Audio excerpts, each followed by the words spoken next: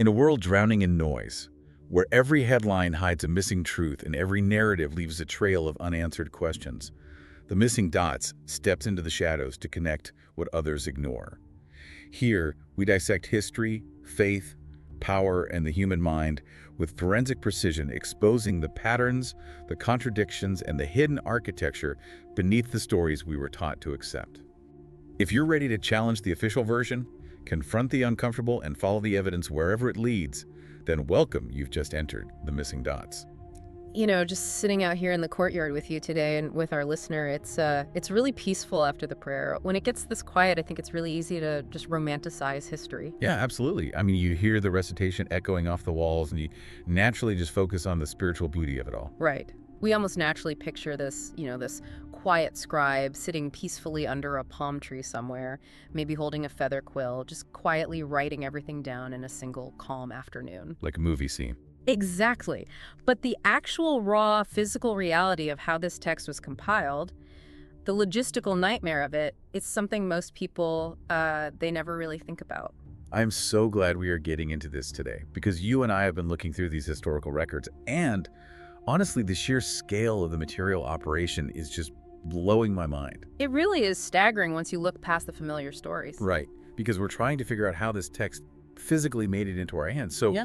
let's just completely set aside the theology for a second and look purely at the raw materials. I mean, what did it physically take to write the Uthmanic codices? Well, the best place to start is the foundation itself, right? The paper. Except, they weren't using paper. Because paper hadn't reached them yet. Exactly. Paper hadn't made its way to the Islamic Empire at that point in the 7th century. They had to use parchment. Right, animal skins. Yeah. And the scriptorium under Caliph Uthman, they were tasked with producing somewhere between 4 to 7 master imperial codices. These were the copies they were going to send out to all the major garrison cities. Okay, 4 to 7 massive books. Huge books. We are talking about a text that contains over 6,200 verses. Each one of these master books required roughly 553 large format folios, just massive pages. So if you're listening right now and you're picturing like a standard ream of A4 printer paper from the office, you really just have to throw that image entirely out the window. Oh, completely. Because how do you even get 500 pages of parchment back then? I mean, it's not like you can just go harvest some plants. No, you have to harvest a herd, literally. High-grade parchment requires sheep or goat skin, and the yield you get from these animals is, it's incredibly unforgiving. How so? Well, when you take a raw skin, you can't use the whole thing. You have to trim away all the irregular edges, the neck portion, any weak spots. Like, if the animal had a scar from a thorn or even an insect bite. An insect bite ruins the page. Yeah, because it creates a weak point where the skin could tear or the ink could bleed. So after all that strict quality control, one high-grade animal skin only gives you about 2 usable folios of the size they needed. Wow. Okay, so wait. If you need 553 pages per book, and you are making up to 7 copies, I was actually doing the math on this earlier, you are looking at the slaughter of an estimated 3,700 to 7,000 animals. Yeah, thousands of animals. Think about the economic shockwave of that for a moment. I mean, if you live in a pastoral village back then, your entire annual flock is just gone. Completely drafted for state use. And you can't just take a raw skin and start writing on it, right? You would just rot in the heat. Oh, it would rot almost immediately. The tanning process alone was this massive industrial operation. The moment those animals were slaughtered, a very fast clock started ticking. They had to preserve them. Right. Workers had to immediately pack the fresh skins with salt just to draw out all the moisture, and then they had to haul them into these enormous lime baths. Lime baths? Like chemicals? Yeah, a highly caustic calcium hydroxide solution. They would just submerge the skins in these vats for anywhere from 3 to 7 days. And I mean, the smell in that area must have been absolutely overwhelming. I can't even imagine. What does the lime do? The goal there is to chemically burn and loosen the hair from the skin so it can be removed. Man, that sounds like a brutal job. Just standing over a caustic chemical pit in the middle of the 7th century Arabian heat. And Honestly, the physical labor only got harder from there, because after those days in the bath, workers had to pull these incredibly heavy, wet, chemically treated skins out of the pits. Oh, wow. Then they drape them over these curved wooden beams, and they take these specialized crescent-shaped knives to scrape them.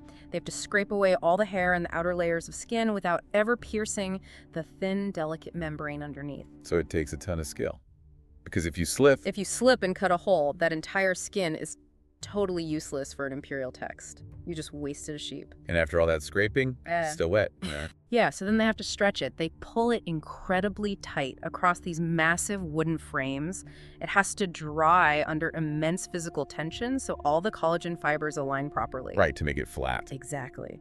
And finally, after it dries, they spend hours physically polishing the surface with pumice stone, just rubbing it down to get it smooth enough so it can hold ink without the ink just bleeding everywhere like a sponge. That is wild. By the time they actually finished this phase, the state had manufactured over 1,000 kilograms of premium parchment. Over a metric ton of leather pages. Over a ton, yeah. See, I keep asking myself, how could a 7th century state possibly afford this? You have to buy the livestock, you have to pay the tanners, feed all these workers. It's a great question, and the treasury records actually give us a pretty good idea of the fiscal reality. When you combine the cost of those herds, the tanning infrastructure, paying the scribes, and eventually the military escorts, the whole operation costs the state roughly 23,430 dirhams. Okay, what is that in terms we can understand today? To put a physical equivalent on it, it translates to about 9.1 kilograms of solid gold. Kilos of solid gold. Just to create the blank books. Just for the production, yeah. But here's the really fascinating part. While that sounds like an absolute fortune to us, it actually only consumed a tiny fraction of the Bait al-Mal, which was the state treasury's revenue at the time. Really, just a fraction? Yeah, the Islamic Empire was incredibly wealthy from its recent expansions. The state authorized this massive expenditure without any hesitation whatsoever. They treated this manuscript project with the exact same urgency, the same funding, and the same intense focus as they would a major military campaign. That sets the stage so perfectly. Because now you have this mountain of million-dollar parchment. It's perfectly smooth, it's tension dried, it's ready. And I was thinking about this, you can't just use standard soot from a campfire to write on something this expensive, right? No, definitely not. I always just assumed they mix some ash and water together, but we found out the ink is an absolute feat of industrial chemistry too. It really is. Standard carbon ink, like soot and water, it just sits on the surface of the page, so it can be easily washed away or flaked off over the years. Right. But for a project of this scale and importance, the state demanded absolute permanence. They needed an ink that would never fade, so they required nearly 9 kilograms of iron gall ink. 9 kilos of ink. And, for anyone listening, the recipe for this stuff is just wild. It's fascinating. To make this ink, they had to set up a completely separate supply chain. They sent foragers out to collect Aleppo gallnuts, which, if you don't know what a gallnut is, it's this bizarre growth on an oak tree that's actually caused by a wasp. Right, the tree's defense mechanism. Exactly. A wasp stings the tree, it lays an egg inside, and the tree forms this hard, round sphere of tannic acid around the egg to protect itself. So the state was quite literally harvesting a tree's chemical defense system to make their ink. The chemistry behind how they used it is just brilliant. They would crush those gallnuts to extract all that tannic acid, and then they mixed it with iron sulfate, which back then was known as vitriol. Vitriol, yeah. And finally, they bound it all together with Arabic gum. When you get iron sulfate and tannic acid reacting together, they create this incredibly dark, highly stable compound. But the real magic of this ink is in its acidity. Right, because it doesn't just dry on the top like paint. No, it acts completely differently than standard ink. Because the mixture is slightly acidic, when it touches the parchment, it physically bites into the collagen fibers of the animal skin. It actually burns its way in. Exactly. The iron bonds with the amino acids in the parchment at a literal molecular level. SubhanAllah. It's really less like painting on a canvas and much more like giving the parchment a permanent tattoo. The ink literally scars the skin. That's a perfect way to put it. There is no erasing that. Which actually makes me wonder about modern forensics. I mean, we've all heard of palimpsests, right? Right, the recycled manuscripts. Yeah, these ancient manuscripts where maybe a century later, a scribe wanted to reuse that really expensive leather. So they literally took a rock or a scraper and scrubbed off the old text to write something new on top. Is this biting property of the iron gall ink exactly why modern scientists can still read the erased words using ultraviolet light? That is the exact mechanism, yes. Take the famous Sonata manuscript, for example. A scribe physically scraped the black pigment off the surface centuries ago. To the naked eye, if you just look at it, the old text is completely gone. It just looks blank. Exactly. But because that iron gall ink chemically burned its footprint deep into the internal fibers of the skin, the ghost of the text remains inside the page. Wow. So when you shine ultraviolet light on it today, the iron that is embedded deep in the parchment actually glows. The text is basically impossible to destroy entirely. So just put yourself in that scriptorium for a minute. You have an indestructible mountain of parchment, and you have vats of this corrosive ink that will permanently scar the page the literal second your pen touches it. High pressure. You cannot make a single mistake. So who actually gets to hold the pen? Like, how do they manage the human element of this operation? They formed a highly specialized workforce.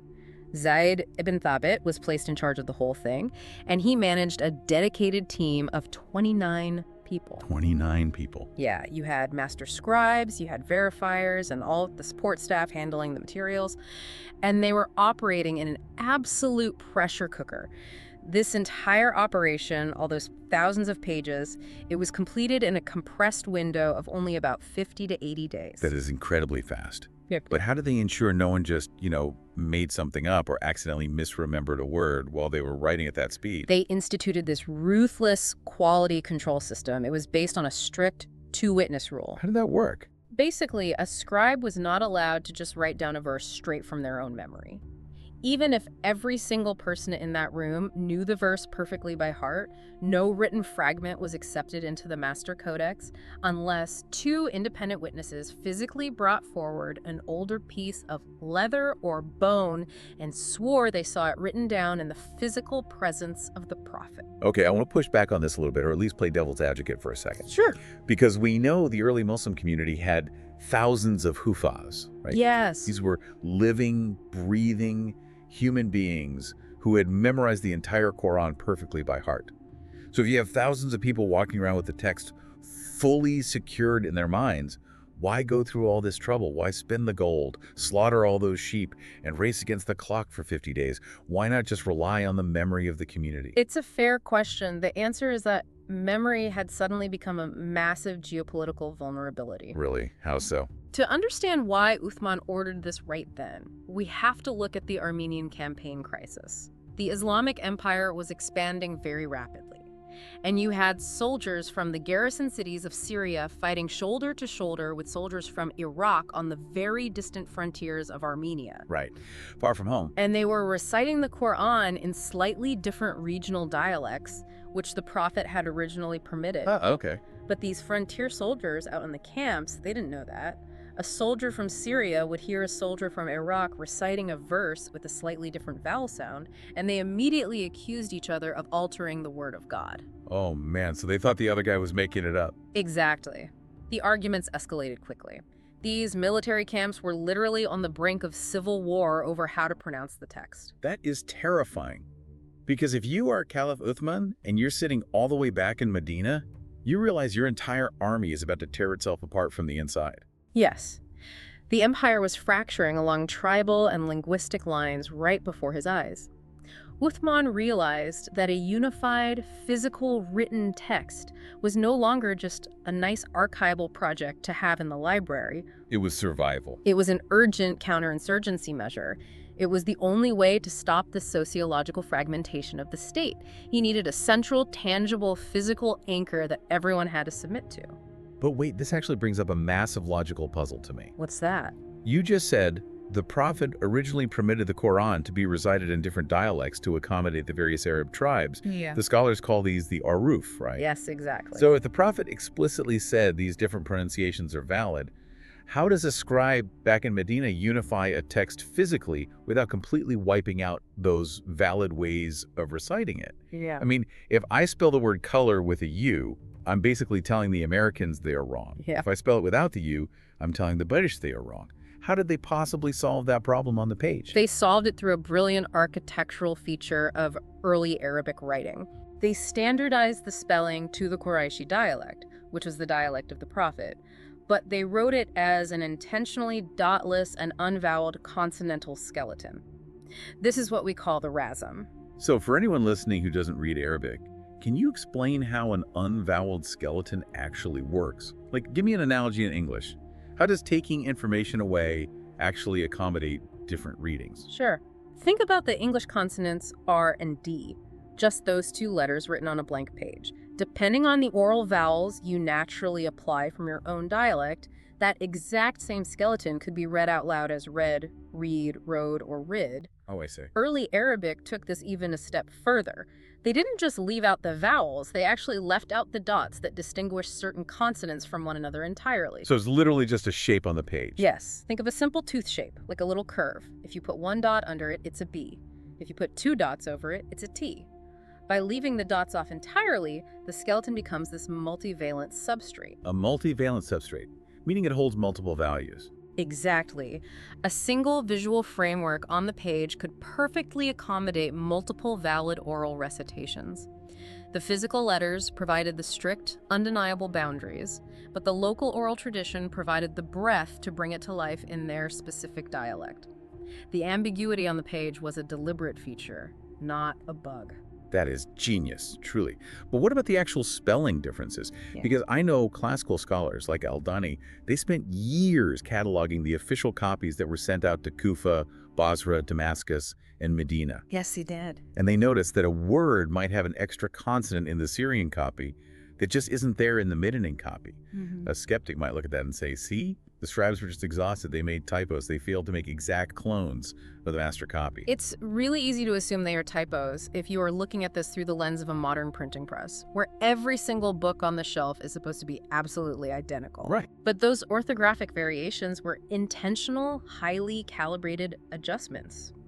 The committee knew that some valid recitations simply could not be accommodated by a single skeleton, no matter how many dots you removed. Ah, okay. So they deliberately tweaked the spelling in the specific copy heading to Syria to perfectly match the authorized recitation of the Syrians. So they custom engineered the skeleton for the destination it was going to. Exactly. It was a deeply sophisticated system of distribution. Which means once the books are finally finished, the real danger begins. You have to actually get these books to those destinations. You can't just hand a 19-kilogram book bound in heavy wood and leather to a lone messenger on a horse and say, hey, good luck getting to Damascus. No, absolutely not. They had to traverse thousands of kilometers of really rugged, dangerous desert routes. We are talking about 6,500 kilometers of total transit lines reaching out to the far edges of the empire. That's a massive logistical web. So they deployed armored camel caravans. Over 100 military personnel were mobilized just to escort and protect these codices during transit. I try to imagine being a soldier in one of those garrison cities. You see this heavily armored caravan arrive from Medina. They bring out this massive, beautiful, incredibly expensive book, but they don't just hand it over and say, enjoy, right? They came with an order from Uthman. A very strict order. The order was to surrender and burn all non-standardized private notebooks. Even the personal collections of revered companions of the Prophet, like Ibn Masud and Ubay ibn Ka'b. Yeah, that was definitely the hardest part of the operation to enforce. I have to admit, just sitting here today in the 21st century, the idea of state-sponsored book burning feels really uncomfortable. It does. It triggers all our modern alarms about censorship or totalitarianism, especially when these were the personal handwritten notes of the Prophet's closest friends. How do we process that historical reality today without putting our own modern baggage on it? It is a completely natural discomfort to feel. But we have to remember that Armenian frontier crisis we talked about, Uthman wasn't trying to erase knowledge or hide anything. The state actually compensated the owners for the physical leather they surrendered. Oh, they paid them for it? Yeah. It was an act of archival synchronization. You have to understand, those private notebooks were highly informal. They contained personal notes, prayers written in the margins, and highly localized dialectal spellings. So they were personal study guides, not official state publications. Exactly. And the problem was, those personal study guides were becoming tribal badges in the military camps. Yeah. A man would hold up his notebook and say, this is how my tribe recites it, and I have the physical proof right here. Right, causing divisions. The physical objects were threatening the unity of the entire community. By burning the unofficial copies, the state was simply removing the physical triggers for civil war. So they destroyed the physical object, but they didn't destroy the ways of reciting. Exactly. The actual alternative readings, the valid ones that were authorized by the prophet, were not lost in the fire, because the unpointed rasm allowed them to survive orally. Eventually, scholars formally integrated all those oral traditions into the canonical Qur'an systems. And a Qur'an is simply a recognized, authenticated system of reciting the text. Right. The knowledge was perfectly preserved, only the chaotic physical medium was removed. Knowing all this really changes the way I view the history. But what about the hard science today? I mean, we've mapped out this massive traditional account, the sheep, the gallnuts, the 50-day window, the military caravans. For a long time, secular revisionist scholars in the West claimed this whole story was just a myth. Yes, they did. They argued the Quran as we know it was slowly invented over centuries and finalized much later in the 8th or 9th century. Where does modern forensic science leave us on that? The material evidence has completely overturned those revisionist theories. When modern laboratories finally got access to the oldest surviving manuscript fragments, they performed radiocarbon dating. And what did they find? The results were definitive. Take the Birmingham manuscript, for example. The parchment dates to between 568 and 645 CE. The Sana manuscript parchment dates between 578 and 679 CE. Wait, 645 CE is just over a decade after the prophet passed away. That puts the creation of the parchment right in his lifetime, or the immediate years of Uthman's caliphate. It absolutely does. The physical science confirms that the operation happened exactly when the classical Islamic sources always claimed it did. There is a massive irony there. The very scientific tools that secular skeptics championed, carbon dating, stematological analysis, ink chemistry, ended up providing the absolute strongest physical proof for the traditional narrative. It proves the classical historians weren't just exaggerating the timeline. Alhamdulillah. And it is not just carbon dating. When paleographers, the experts who study ancient handwriting, analyze early manuscripts like the Codex Parisino-Petropolitanus, they don't see a text evolving slowly over hundreds of years. What do they see? They see a sudden, explosive dissemination of a uniform text across vast geographical distances. The continental uniformity across continents from the earliest possible dates proves the successful execution of a highly centralized scriptorium.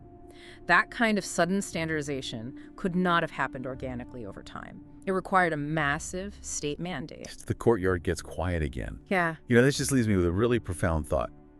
If you are a believer, you hold this core conviction in the divine guarantee of the text's survival. You believe God protects the message. Yes. But the mechanism chosen for that protection was so profoundly, exhaustingly human. It relied entirely on human effort. Right. It required immense state wealth. It required the sweat of tanners working in toxic lime pits. It required the political will of a caliph to prevent a civil war. And it required the grueling industrial labor of scribes and soldiers baking in the desert sun. It makes you realize that true devotion, even when it is backed by a divine promise, often demands the absolute physical limits of human effort. The guarantee didn't mean they got to just sleep and let it happen. The guarantee meant their work wouldn't fail. That is a really powerful way to look at it. The divine promise ensures the result, but human beings are still tasked with doing the hard work. To rebuild your mental peace and legacy today, give charity, sponsor a student, and plant a tree. May Allah grant us success. Don't forget to come on, let's go. Don't forget to follow this channel, The Missing Dots. Thank you.